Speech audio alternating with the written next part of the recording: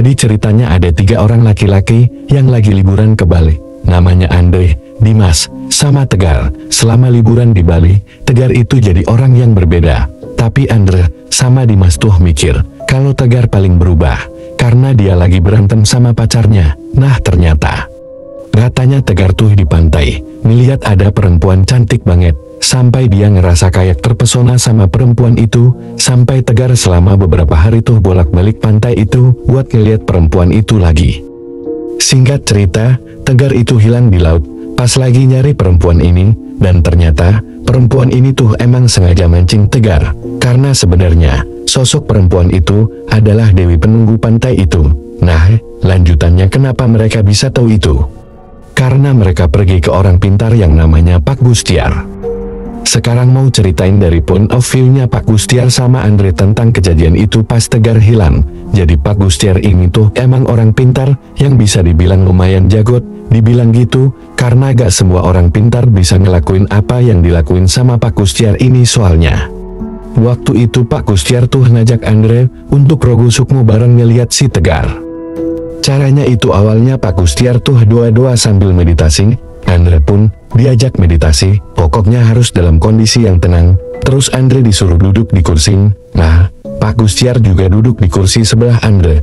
Gak lama, rohnya Pak Gustiar sama Andre itu keluar dari badan mereka.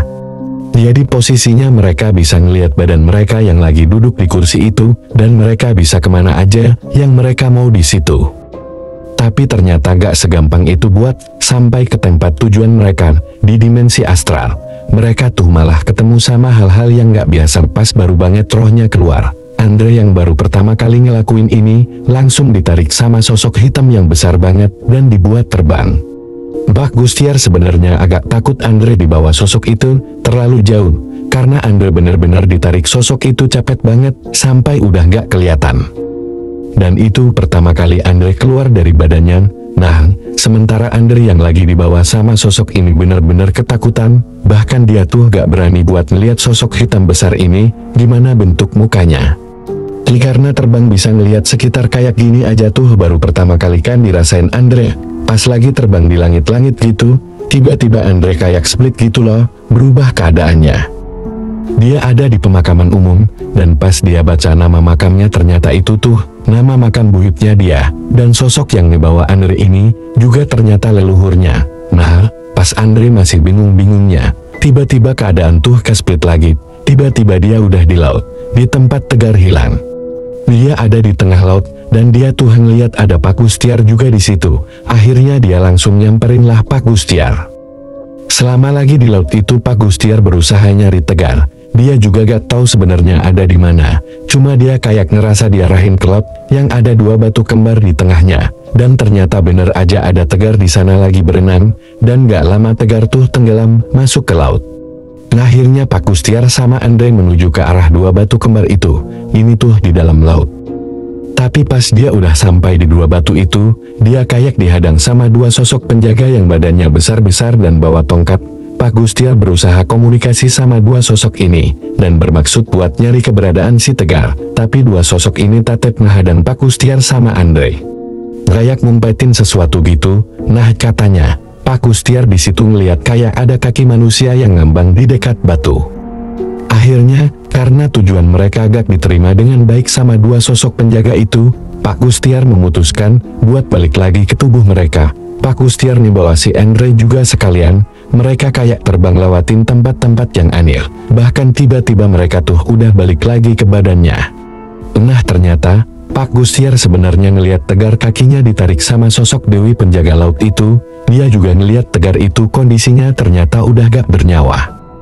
Akhirnya Pak Gustiar ngegambarin lah letak-letak persisnya di atas kertas untuk temen-temennya Tegar. Bahkan 2 batu kembar itu dan kakinya Tegar pun digambar sama Pak Gustiar buat dikasih ke mereka. Karena niatnya mereka itu mau ngasih ke tim SAR untuk nyari badannya si Tegar. Akhirnya, karena udah dapetin map persisnya dari Pak Gustiar, besoknya Andre, Dimas sama Nadia.